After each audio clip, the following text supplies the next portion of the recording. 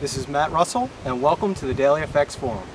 So here are the 5 pairs that I will be discussing this evening: the Euro Pound, the Aussie Kiwi, the Pound Swiss, the Euro Swiss, as well as the Euro Aussie. So let's go ahead and pull up the charts. The first chart is the Euro Pound. If you recall, during the past several weeks, I've been mentioning the potential for a downside breakout beneath the longer-term support line, as well as, more importantly, in my opinion, that horizontal support line near the 88.40 area. Prices actually spiked beneath it during Friday's session, then closed back above it, but prices tonight open beneath the level. So I would favor short trades here.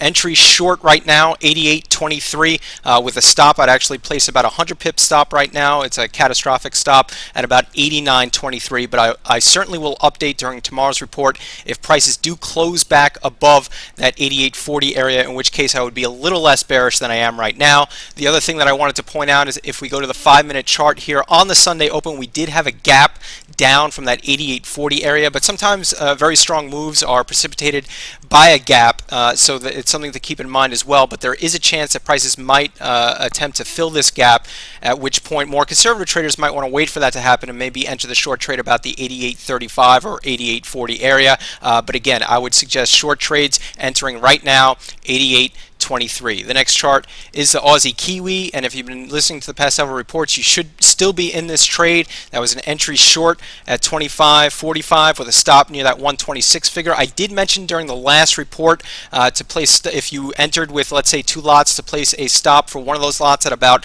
25.75, and prices on the bid came up to about 25.66, so there is a possibility that you were stopped out on one of those lots. I also mentioned that if you only had one position, to keep that stop at that 126 figure. So regardless, you should still be in this trade, and again, I would just continue to hold, and I will update during tomorrow's report, keeping that stop near the 126 figure. The next chart is the Pound Swiss, and not much has really changed here. Again, this is just acting as the inverse of the Euro Pound, and as I mentioned at the beginning of the report, the Euro Pound is the trade that I would be in right now. The next chart is the Euro Swiss, and if you were listening to the last report, I mentioned a long entry at 147.68 with a stop at 147.50, and if you were in that trade, you were stopped out with the small 18 pip loss, and that's okay. And I'm just going to stay on the sidelines right now on this pair. The next chart and last chart is the Euro Aussie, and if you were listening to the last report, let me get these fib levels out of here. I mentioned an entry long on the potential double bottom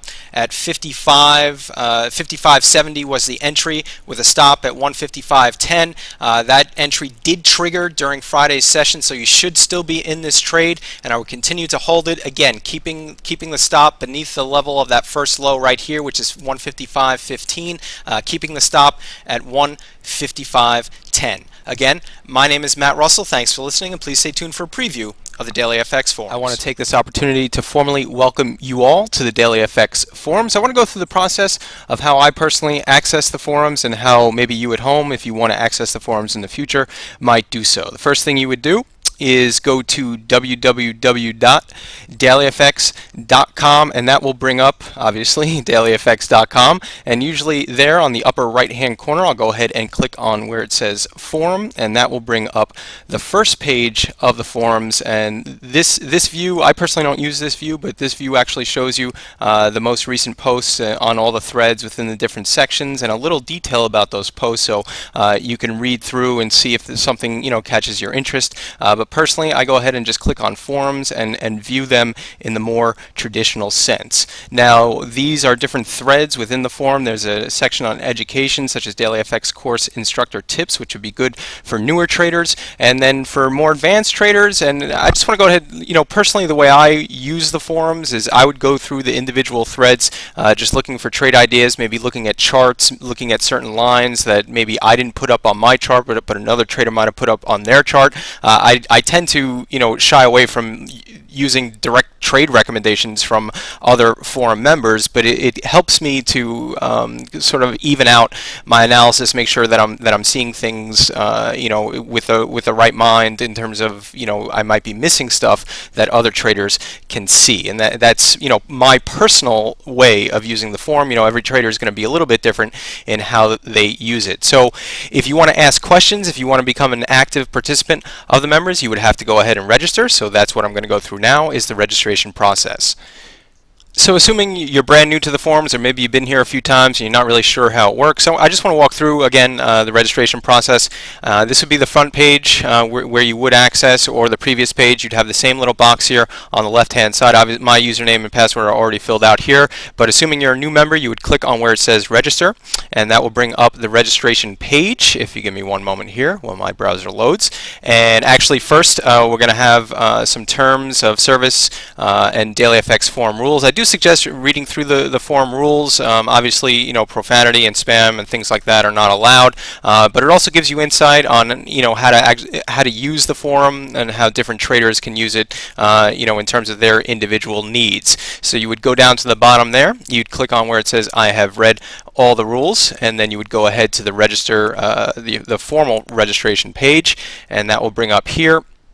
And you can go ahead and select the username, and how about we'll use 4x, and that name is already in use, so maybe add a few more x's there.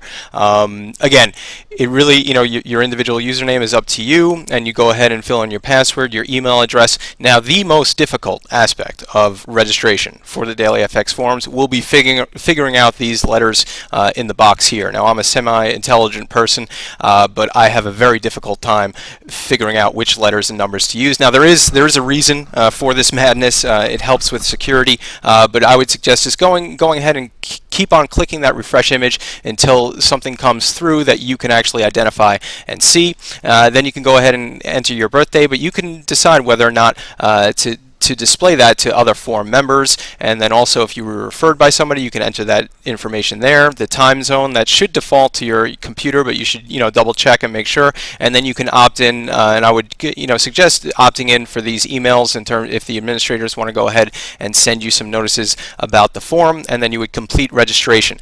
Now what happens is they would send you an email to the email address that you put up here, and that email will include a link, and all you would have to do is go ahead and click on that link, and that link will bring you inside the forum, and you would now be a member of the DailyFX forums. Again, this is Matt Russell. Thanks for listening.